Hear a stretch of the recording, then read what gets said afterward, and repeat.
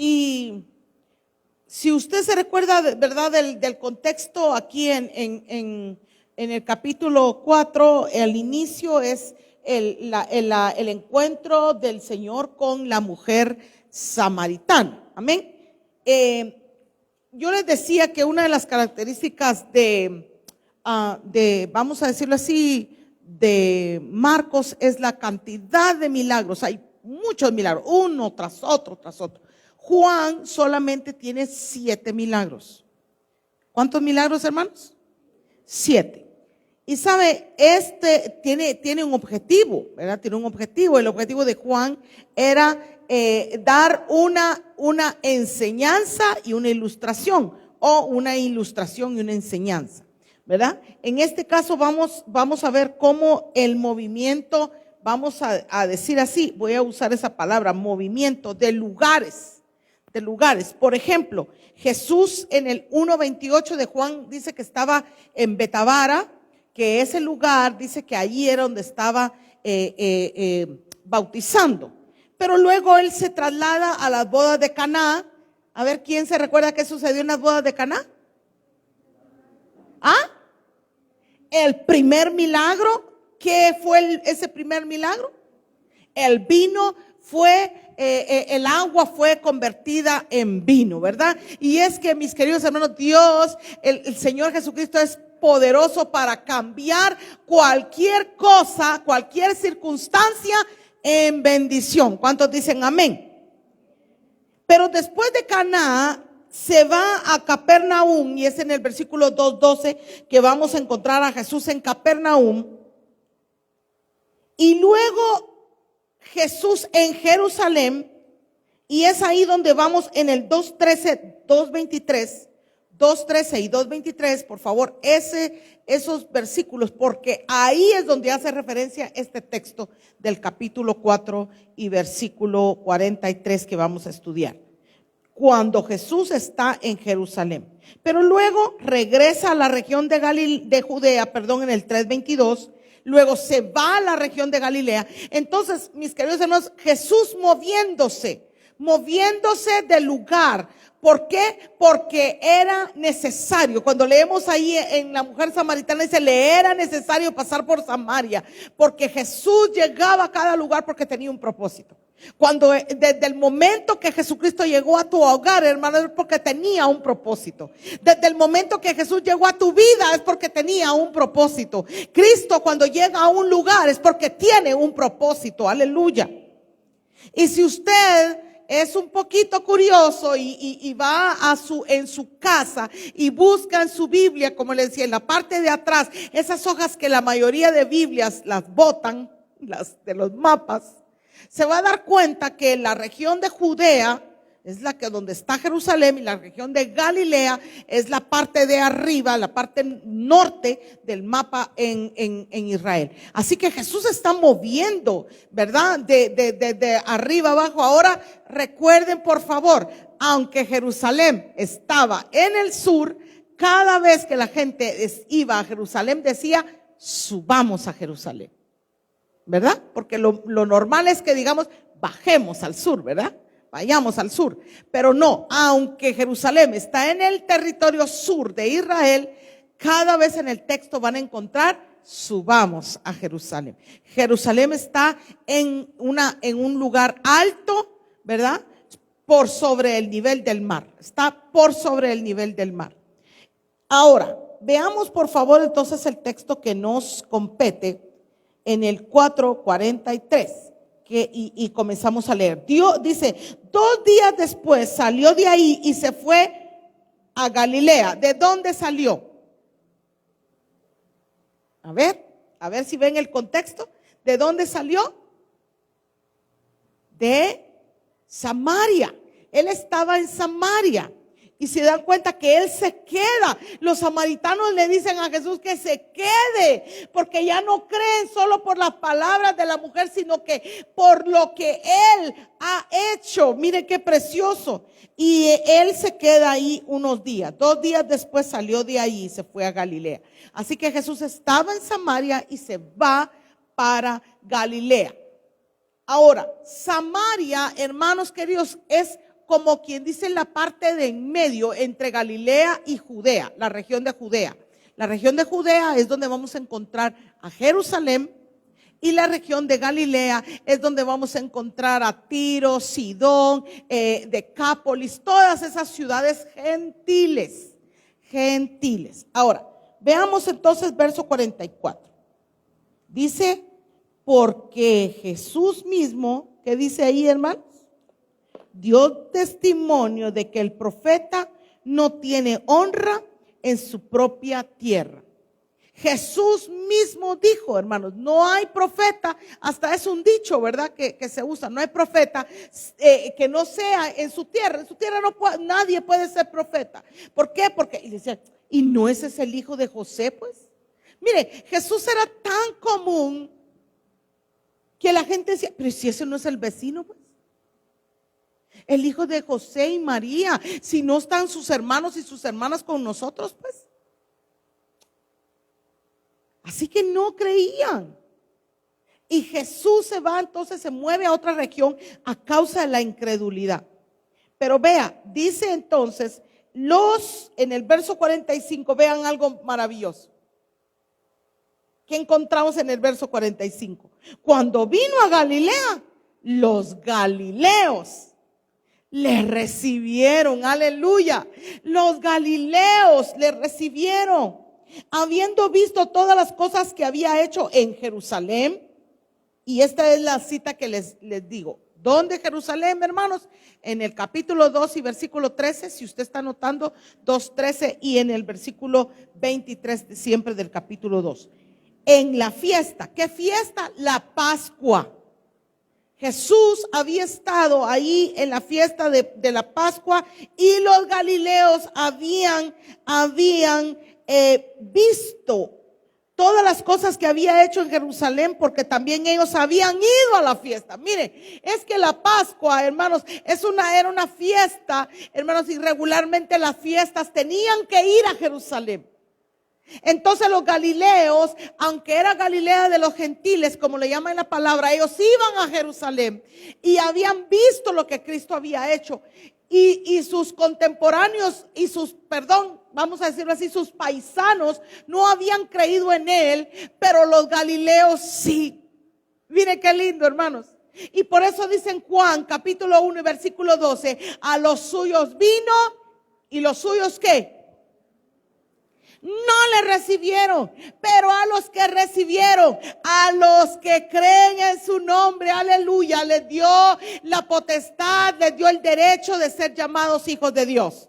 ¿Cuántos dicen amén a eso? Ahora, si usted entonces está observando el texto, conmigo, se va a maravillar de darse cuenta que mientras que había en la propia tierra, me quitaron monitores, chicos, había en la propia tierra de Cristo que no creían en él, los galileos sí creyeron en Cristo. Siempre va a haber un remanente, hermanos, y mire, usted es parte de ese remanente. Usted puede decir, ay, pero los hermanos no vienen, pero usted está aquí, dele gloria a Dios. Dele gracias al Señor por ese privilegio. No se preocupe, hermano, por el que no viene. Claro, sí, verdad, nos preocupa y nos interesa, pero no se turbe su corazón, sino gócese porque usted tiene el privilegio de estar aquí. Los mismos de que estaban ahí alrededor, imagínense, viendo los milagros de Cristo, no creían, pero los galileos sí le recibieron, aleluya. Ahora, si vemos entonces la escritura, nos vamos a dar cuenta entonces que Jesús luego dice regresa a Caná. Vea por favor en el 46. Vino pues Jesús otra vez a Caná de Galilea. ¿Qué había sucedido en Caná de Galilea, hermanos? Había convertido, que no se les olvide, había convertido el agua en vino, y ahí había sucedido el primer milagro. Y Jesús entonces dice que vino otra vez a Caná, donde había convertido, verso 46, ahí lo dice el texto, el agua en vino. Y había en Capernaum un oficial del rey cuyo hijo estaba enfermo. Así que Jesús regresa Mire qué lindo. Por eso les decía yo que donde había llegado tenía un propósito. Fue a Samaria y ahí había tenido ese encuentro con la mujer samaritana. Los samaritanos habían creído en él. Había llegado a Galilea, hermanos, y los galileos le habían recibido, y regresa a Caná. ¿Y qué pasa, hermanos? Ahí había alguien que le estaba necesitando.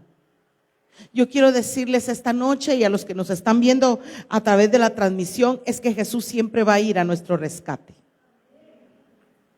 Jesús va a ir a nuestro encuentro, hermanos. Jesús va a ir a nuestro rescate. Jesús, hermanos, por eso él iba y se movía a diferentes lugares, pero ahora regresa y ahí había un hombre que era un oficial. Dice el texto que era un oficial del rey. Mire por favor la descripción de este varón. En primer lugar, hermanos, por favor vea, es un hombre que clama por un hijo enfermo. Ahora, yo quiero que usted piense, vamos a hacer como una suposición, de que este varón haya pensado: voy a ir en calidad de oficial del rey. ¿Se acuerda que aquel centurión dice: yo, no te preocupes, si yo soy un hombre sujeto a autoridad y yo sé lo que significa? Yo le digo a un siervo: ve, y me dice. Pero sabe que este hombre no tenía la misma calidad de fe, y vamos a ver por qué. Pero yo quiero que usted vea a un hombre buscando la solución para un hijo. Aquí hay unos hombres, pocos, pero hay hombres esta noche, y yo quiero decirles que ustedes también pueden clamar por un hijo. Muchas veces el hombre le deja esa tarea a la mujer. Muchas veces el hombre le deja esa tarea a la mujer. Que la mujer busque a Dios, que la mujer porque es más espiritual. Y yo lo he dicho que esa es pura mentira de Satanás, que el Señor lo reprenda. El hombre también puede buscar a Dios. El hombre también tiene un ser espiritual que necesita de Dios y necesita conocerle de manera personal. El Señor sale al encuentro de este varón. Y saben, mis queridos hermanos, nosotros tenemos que tener cuidado, porque el evangelio es para todos. El evangelio es para todos. ¿Cuántos dicen amén, hermanos? Este era un hombre, puede decir, importante, pero necesitaba de Dios. Este era un hombre que quizás tenía una posición económica holgada, pero necesitaba de Dios. Y es que los ricos, hermanos, los ricos también lloran. ¿Cuántos dicen amén? Muchas veces nosotros pensamos: ay, si yo tuviera pisto, yo no tuviera problemas. No, hermano, quizás hasta más problemas tuviera. Todas las personas necesitamos del Señor. Voy a volver a repetirlo. Todas las personas necesitamos del Señor. Miren la necesidad de este varón. Miren la necesidad de este varón. ¿Qué tenía? Dice. Sí, tenía una posición, era oficial del rey, era un noble, era importante, pero tenía una necesidad. Y todos tenemos una necesidad. Todas las personas tenemos siempre una necesidad. Y esa necesidad nos debe de llevar a Cristo. Vea, por favor, anote eso. Cada necesidad nos debe de llevar a Cristo. En el verso 47 dice: cuando oyó que Jesús había llegado de Judea a Galilea, vino a él y le rogó que descendiese y sanase a su hijo, que estaba a punto de morir. Ahora yo quiero que observemos los verbos, por favor. Dice que este hombre, cuando oyó, en el verso 47, dice que él oyó. Él oyó que Jesús había llegado a ese lugar. Y entonces cuando él oyó que Jesús había llegado, entonces dice que vino a él. Mire, ¿qué es lo que hizo este hombre? Vino a él. El Señor, el otro día mi esposo predicaba acerca de Isaías 55, y donde dice: todos los sedientos, venid a las aguas. Es una invitación ¿para quién, hermanos? Para todos. Vengan a mí todos los trabajados y cargados, y yo les haré descansar. Hermanos, el llamado a venir a Él siempre es para todos. Yo quiero decirle, hermano, que usted puede venir al Señor en cualquier momento de necesidad. El que a mí viene, dice el Señor, no le echo fuera. Este hombre oyó que Cristo estaba, pero no se quedó. Dijo, qué lindo, qué bonito fuera que el Señor sanara a mi hijo. No, hermanos, Él fue donde estaba Jesús. Y yo creo que muchas veces nosotros vamos a tener que ir al Señor, porque eso es un acto de humildad. No importa la posición, la necesidad la tenemos todos, pero no todos somos humildes. Lo voy a volver a repetir, necesidad tenemos todos, pero no todos somos humildes.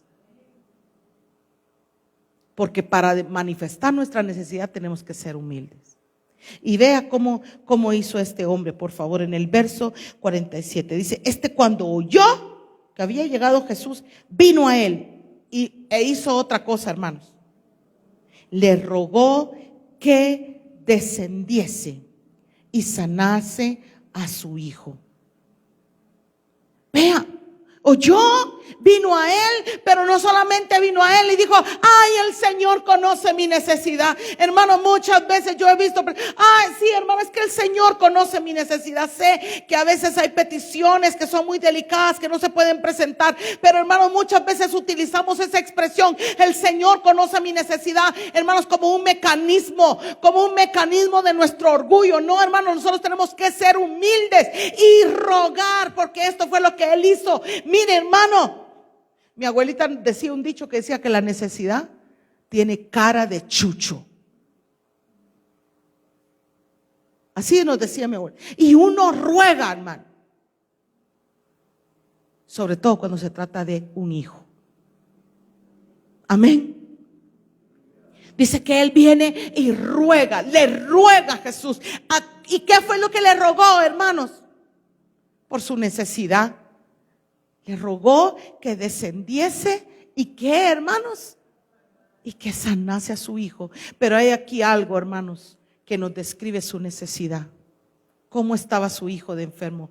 ¿Qué tan enfermo estaba? Lea el texto, hermano. ¿Qué tan enfermo estaba?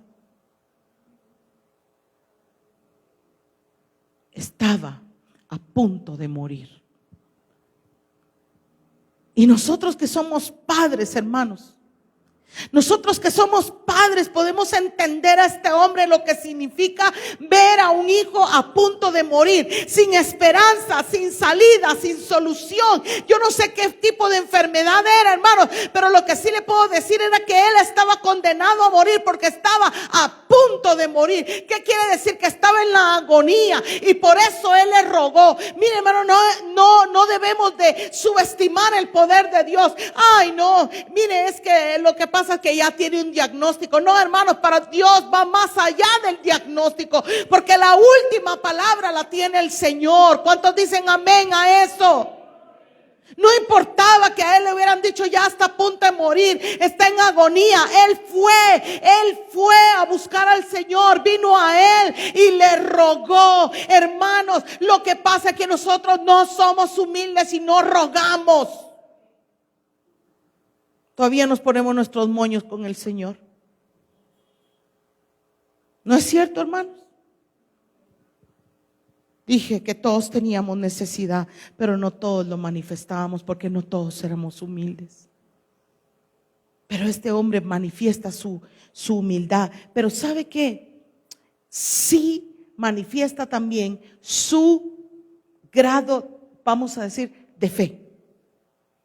¿Por qué, hermano? Porque él le dice, ve, desciende y ve a sanar a mi hijo. Hermanos, ¿se recuerdan? El centurión le dice, ni necesidad tienes de ir, solo di la palabra, solo di la palabra. Y es que, hermanos, el Señor, aquí cuando usted ve, por favor, regrese unos capítulos atrás, vea lo que dice. Estando en Jerusalén, 2:23, estando en Jerusalén en la fiesta de la Pascua, esta es la referencia que le estoy diciendo, donde los galileos vieron, muchos creyeron en su nombre, viendo las señales que hacía. Pero Jesús mismo, ¿qué dice, hermanos? No se fiaba de ellos porque conocía a todos y no tenía necesidad de que nadie le diese testimonio del hombre, pues él sabía lo que había en el hombre. El Señor sabe el grado de fe. El Señor sabe el grado de fe que nosotros tenemos, hermanos. El Señor sabe qué tanta es nuestra fe, hermanos. Por eso cuando le decía a Pedro, ¿por qué dudaste? Era porque había dudado. Por eso cuando le dijo a Pedro, apártate de mí, Satanás, era porque él estaba viendo algo de oposición demoníaca en la actitud de Pedro. Él conoce nuestros corazones. Levante su mano y dígale: Señor, no te puedo esconder nada. No te puedo esconder nada, Señor. Y sabe que el Señor conocía ese estado de fe, porque no fue como el centurión que le dijo: solo di la palabra. Él necesitaba que Jesús fuera y descendiera. Pero ¿sabe qué? Jesús quería que él elevara su nivel de fe. El Señor quería que él elevara su tamaño de fe. Y yo no sé cuántos esta noche quieren, en el nombre de Jesús, elevar su nivel de fe. Por eso es que estamos predicando acerca de los milagros de Cristo, porque usted tiene que elevar su nivel de fe, hermanos. Ahora yo le pregunto, ¿quiere usted elevar su nivel de fe? Porque este hombre, hermanos, tenía un nivel de fe muy poco. Y usted tiene que ser humilde y reconocer: Señor, auméntame la fe. Señor, ayúdame a creer. ¿Se recuerdan aquel hombre a los discípulos, aquel hombre que le dijo al Señor: ayuda mi incredulidad? ¿Se acuerda? Hermano, dígaselo: Señor, a veces dudo, a veces tengo incredulidad, ayúdame, Señor. Pero este hombre, hermano, dice: ve, por favor. ¿Y sabe qué? El Señor hace algo, porque algo maravilloso que quería enseñarles a los que estaban, enseñarnos a nosotros que estamos leyendo. Verso 48. Entonces Jesús le dijo: si no vieres señales y prodigios, ¿qué le dice? No creeréis. Si no vieres señales y prodigios, no creeréis. Y mire, hermano, usted podría decir: pero ¿cómo es que Jesús dice esto en medio de aquel muchacho a punto de morir? Es que para Jesús es más importante, mi querido hermano, que usted pueda madurar y llegar a creer en Él, que el milagro que Él puede hacer mismo. Para el Señor es mucho más importante eso. Por eso dice la palabra en Juan 20:29, bienaventurados los que no vieron y creyeron. Porque dice: si no, vean cuál es el reproche que le dice el Señor. Si no, ¿qué le dice? Si no, ¿qué? Vieres. Si no vieres, tienen que ver para creer. Tienen que ver para creer. Y mis queridos hermanos, hay mucha gente que tiene ese tipo de fe. Como quién, hermanos, ¿quién se recuerda quién era ver para creer? Y le decimos santo. Santo Tomás. Ay, como Santo Tomás, dice, ver para creer. Hermanos, bienaventurados los que no vieron y creyeron. Yo les decía el domingo que si algo maravilla el corazón de Dios, si algo agrada al corazón de Dios, es ver nuestra fe sin necesidad de ver. Ahora, yo quiero que usted se dé cuenta que la enseñanza es para nuestros días. ¿Por qué, hermanos? Porque si nosotros, óigame bien, hermano, basamos nuestra fe en el ver, podemos ser engañados. Ahí mismo en la palabra, aquí mismo en la palabra del Señor, yo quiero que vaya conmigo por favor a Mateo. A Mateo. Su fe, óigame bien, su fe no debe de estar basado en los milagros. Su fe debe estar basada en Cristo. Amén. Mateo capítulo 24, deje una ceñita ahí por favor. Mateo capítulo 24. ¿Qué dice, hermanos? Vamos a leer 3 versículos de eso. Mateo 24 y versículo 4. Dice, respondiendo, Mateo 24, versículos 4 y 5, y luego leeremos otro versículo. ¿Qué dice, hermanos? Respondiendo Jesús les dijo, mirad, que ¿qué dice, hermanos? Que nadie os engañe. Ese es el mensaje, hermano. Mirad que nadie os engañe. Porque, verso 5, porque vendrán muchos en mi nombre diciendo, yo soy el Cristo. ¿Y qué, hermanos? Y a muchos. ¿Y a qué, hermanos? Y a muchos engañarán. Ahora, vea por favor, a estos que van a engañar, a estos muchos que van a engañar, solo les basta que les diga, yo soy el Cristo, y los engañan. Pero hay algo más delicado y más profundo, vamos a decirlo así, o más fuerte que eso, que son los milagros.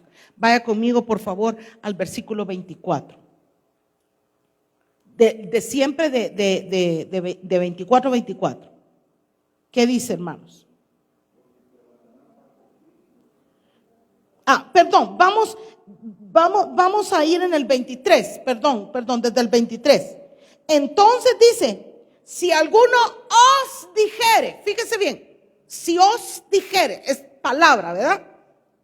Mirad, aquí está el Cristo, o mirad, ahí está. ¿Qué dice, hermanos? No lo creáis. Primero nos dijo, nadie os engañe. Segundo, por favor, escriba, no creer a cualquiera que diga, ahí está el Cristo. Y sabe que esa palabra griega es el ungido. Y hoy, hermanos, dígame, por favor, respóndame, ¿cuánta gente ungida anda por allí? Y la gente, hermanos queridos, se derrite, la gente se postra, la gente se pelea. Dios guarde si usted, ay, al ungido de Jehová. No importa, mire, hermano, lo que está pasando, el problema de que está pasando con esta iglesia, la luz del mundo. ¿Usted no ha visto las noticias, hermano? Un hombre, hermanos, confesó. Esto no se lo están inventando, confesó. ¿Qué quiere decir confesó? Que él mismo admite ser abusador de niños, violador, él mismo. Siendo un líder, el ungido, pero ojalá que fuera solo llamado, solo un simple pastor. No, hermano, ungido, le cantan, hermanos.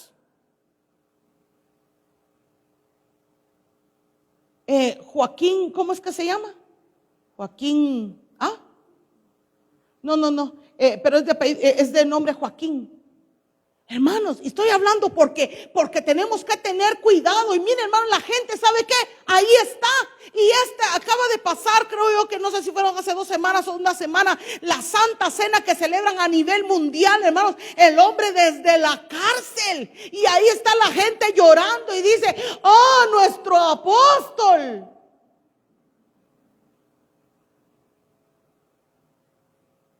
Porque no leen las escrituras. Dice aquí, si alguien les dice, oh, hermano, pero le hacen más caso le hacen más caso, ¿sí? Nazón Joaquín, ¿verdad? Le hacen más caso a lo que le dice la gente que lo que dice la escritura. Primero era que nadie os engañe. La segunda era, no le creáis. Pero ahora vamos a ver, hermanos, porque estamos hablando de palabras. Ahora vean lo que dice el verso 24. Porque se levantarán falsos cristos. ¿Y falsos qué, hermanos? Profetas. Y harán grandes señales y prodigios de tal manera, hermanos, que dice, que engañarán, si fuere posible, aún a los escogidos. Verso 25. Yo ya os lo he dicho antes. Así que si os dijeren, mirad, está en el desierto, no salgáis. O mirad, está en los aposentos, no lo creáis. Hermanos queridos, aquí ahí dice, ya se los he dicho antes. Y como pastores, hermanos queridos, nosotros tenemos que advertir. No importa que usted, ay, es que mira, dice que, ay, que es que sopla y se desmaya la gente. ¿Usted qué sabe si es por el aliento que desmaya la gente? Es que fíjese que es, mire, ahí hay oro, ay, la gente, hay aceite, hermano, tenga cuidado. Muchos han sido engañados. ¿Por qué? Porque si no miran, no creen. Hay que tener cuidado. Y estoy predicando esto, hermanos, porque estamos en los últimos tiempos. Falsos cristos. ¿Qué quiere decir falsos cristos? Falsos ungidos. ¿Qué quiere decir falsos profetas? Gente que quiere, que dice hablar en lugar de Dios. No los creáis. Y hacen milagros. Y entonces, pastora, eso está bien serio, pastora. Y entonces, ¿cómo hacen los milagros? ¿Y cómo hacen los prodigios? Hermanos, el anticristo hará eso. El anticristo hará eso. Hará señales. Y que porque el anticristo haga señales, nosotros nos vamos a ir de cara. No lo creáis. No lo creáis.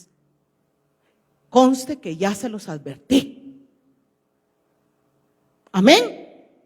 Bueno, pues el engaño de los falsos profetas o de los pseudo profetas o los falsos cristos es para que nosotros estemos alertas. Y Cristo le dijo, hermanos, y si regresamos entonces al texto, le dice a ese hombre que está con necesidad, a ese hombre noble, ahí en el capítulo 4 que estábamos leyendo, ese hombre que su hijo está a punto de morir, le dice, si no miran milagros, no creen. ¿Y qué él le está diciendo? Tú necesitas mirar, porque no, óigame, este hombre vino, tenía humildad, pero aún no tenía fe.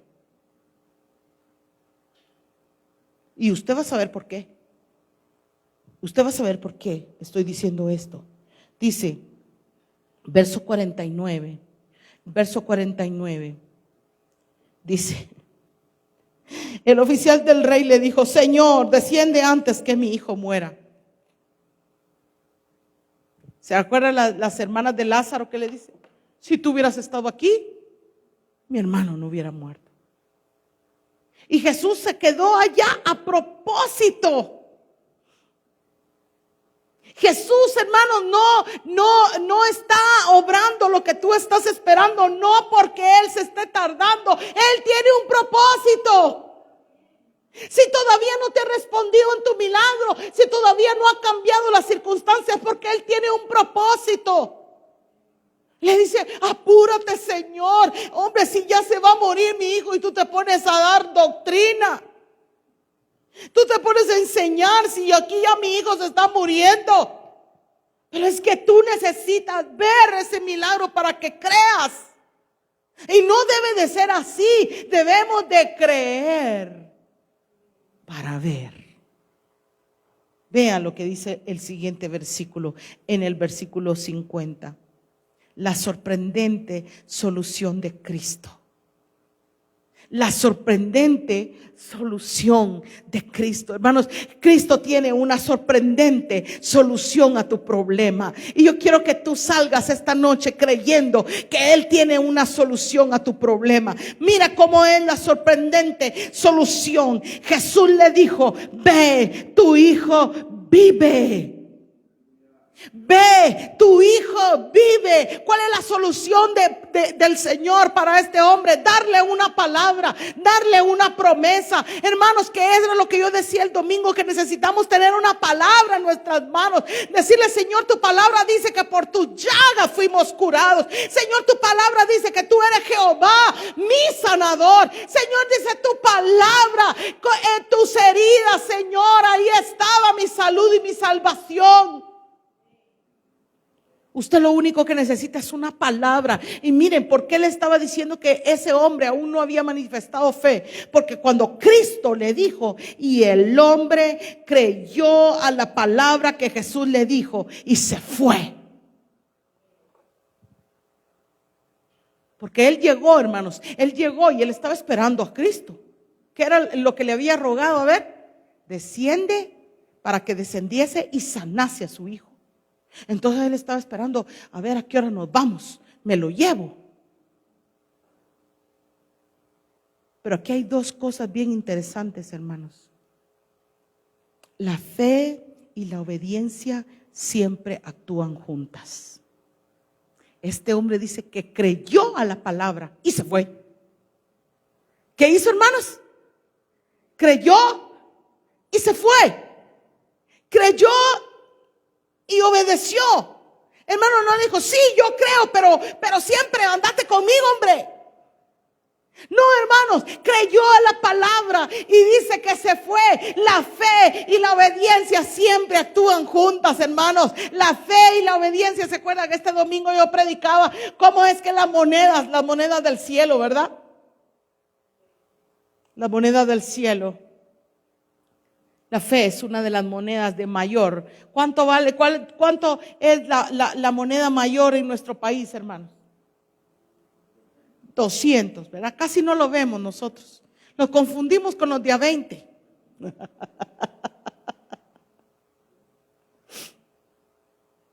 Yo me recuerdo que mi cuñado estaba bien contento cuando vino la otra vez porque dijo, ay, me regalaron mi billetío, dijo él, ¿verdad? Y él había pensado que le habían dado billete de 200 y era de los nuevos de a 20 que andaban y dice, ay, me vacilaron, dice, eran los de a 20.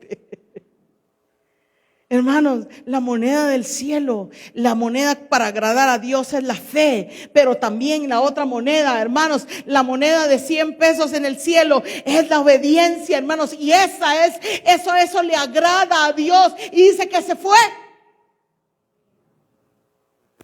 Ahora, vea lo que pasa. Verso 51. Y cuando ya él descendía, sus siervos salieron a recibirle y le dieron nuevas diciendo, tu hijo vive. Aleluya. Aquel muchacho moribundo, aquel muchacho que estaba a punto de morir, estaba ahora vivo. Aquella relación, hermano, que tú crees que está a punto de morir, puede volver a vivir. Pero si tú crees y tú le obedeces al Señor lo que Él quiere que tú hagas, aquella situación, aquel problema que tú crees que ya no tiene solución, puede tener solución si solamente vas a Cristo, porque en Él está la respuesta. Aleluya. Le dieron las nuevas. Tu hijo vive. Pero miren a Santo Tomás. ¿Qué les dice? Entonces, verso 52, hermanos. Entonces se les preguntó, ¿a qué hora había comenzado a estar mejor? Y le dijeron, ayer a las 7 le dejó la fiebre. Verso 53. El padre entonces entendió que aquella era la hora en que Jesús le había dicho, tu hijo vive. Y creyó él con toda su casa. Aleluya. Hermanos, en Dios no hay coincidencias. Hermanos, en Dios no hay coincidencia. Usted podría decir, ¿qué coincidencia? Jesús diciéndole, tu hijo vive y el niño sanando. No, déjeme decirle que en Dios no hay coincidencia. Dígale que está a su lado. En Dios no hay coincidencias. En Dios solo hay propósito. En Dios hay propósito. Y el propósito del Señor era que este varón creyera, que creyera en Él, aleluya. Pero sabe, mi querido hermano, que podemos ver como un resultado maravilloso. Un resultado maravilloso, hermanos, es que creyó él y toda su casa. Hermanos, qué precioso este versículo, porque así lo promete Hechos 16:31. Cree en el Señor Jesucristo y serás salvo, tú y tu casa, aleluya. Porque cuando Cristo llega a una situación en tu vida es porque tiene un propósito. Tiene un propósito. Si te está pasando cosas malas, si tienes cosas terribles, es por un propósito. ¿Cuál es el propósito? Que vengas a Él. Que vengas. ¿Cuál es el propósito? Que le creas. ¿Cuál es el propósito? Que le obedezcas. ¿Cuál es el propósito? Que tu fe crezca. ¿Cuál es el propósito? Que tu familia les conozca. Aleluya. Dios no quiere salvarte solo a ti. Él quiere salvar a toda tu familia. Dios quiere alcanzar a todas las familias. Por eso cuando bendijo a Abraham, dijo: en él serán benditas todas las familias de la tierra. Resultados maravillosos. Creyó él con toda su casa. No hay coincidencias, hermanos, en Dios. Ay, bien, hermana, que yo iba bien tarde, iba a creer, mira qué coincidencia que pasó la hermana Brenda. No son coincidencias, hermano. Es Dios que manda a sus ángeles disfrazados de Brenda. Mira, hermana, fíjese que yo tenía una gran necesidad económica y va a creer usted qué coincidencia que me llaman del banco, que tenía un depósito y que... No, hermano, no es coincidencia. Porque en Dios no hay coincidencias. Porque Él es nuestro proveedor. Aleluya. Hermano, va a creer que yo tenía una necesidad porque estaba bien enfermo, y va a creer que ahí publican en el Facebook, publican: alguien quiere tal y tal y tal medicina, yo tengo, solo hábleme. Y va a creer que coincidencia que era la medicina que yo estaba necesitando. No, hermano, en Dios no hay coincidencia. En Dios solo hay propósito. Aleluya.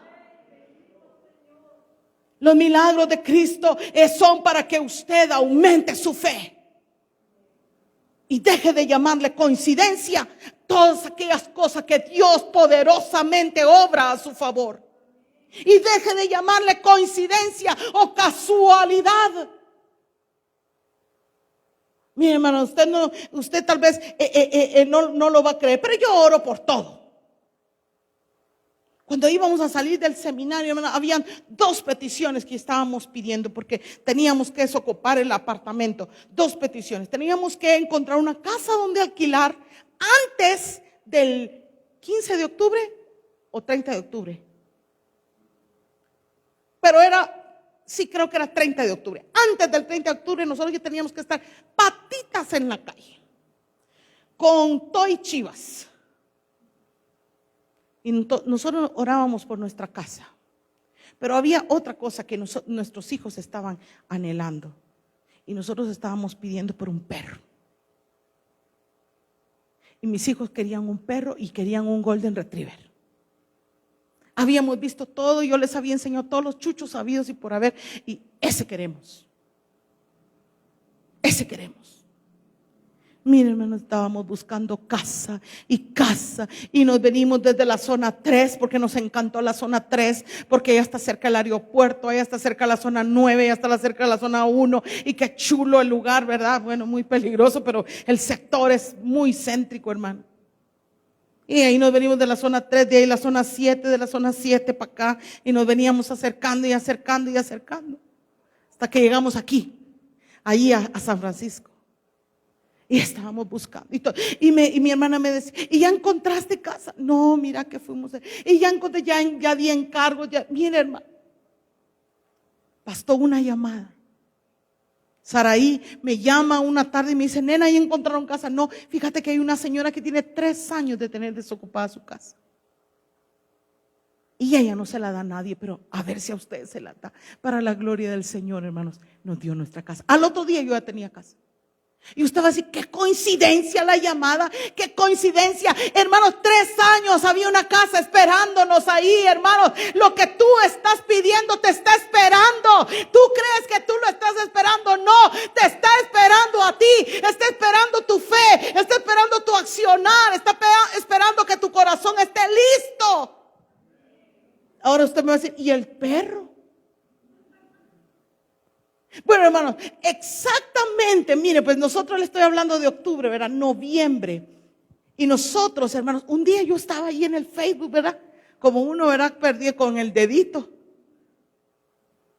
Y hermanos, ustedes no lo van a creer porque ustedes son hombres de poca fe. Cuando alguien puso: ¿quién quiere un Golden? ¿Qué creen que hice? Yo lo quiero, ¿dónde está? Hermanos, era el perro más desahuciado, ya no lo querían, era travieso, era una cosa que, hermanos, cualquiera hubiera dicho, no, ese perro está loco, pero no, hermanos, cuando Dios tiene tu milagro, cuando Dios te da algo, te da perfecto, te lo da perfecto, te lo da perfecto. Yo pensé que ustedes iban a gozar, aleluya, y decir amén. El 5 de diciembre llegó Jerry a nuestra casa. Y usted puede decir, ala, un perro. Sí, hermano, si Dios obra así con un perro, que no puede obrar. Si Dios obra, hermano, yo quiero en esta noche que su fe crezca y que crea que en Dios no hay casualidades. Usted puede decir, qué casualidad que publicaron. No, hermanos, no era una casualidad. Era Dios respondiendo a mi petición. Hermanos, este hombre recibió un milagro. Y usted puede decir, qué maravilloso. Pero más de algún día se le murió su hijo. ¿Sí o no? En algún momento se le tenía que morir su hijo. Y de hecho su hijo ha de haber fallecido. Por eso lo más trascendental, hermano, tenemos que tener cuidado, porque lo más trascendental en sí no son los milagros. Lo más trascendental es lo que ocurre en nuestro corazón. Es que este hombre creyó con toda su casa. Eso va a ser lo más maravilloso, porque milagros Dios va a hacer siempre con nosotros, si creemos y si obedecemos, porque la fe y la obediencia siempre caminan juntas. ¿Qué les parece si nos ponemos de pie esta noche y le damos gloria a Dios por su palabra? Para Dios no hay nada, hermanos, imposible, y Dios obra con todas las personas. No porque este hombre era un hombre rico, Jesús no lo iba a atender. Hermanos, Jesús atendió a los pobres como a los ricos, a los importantes como a los no importantes, a los leprosos como a los limpios. Porque en realidad, hermanos, todos los seres humanos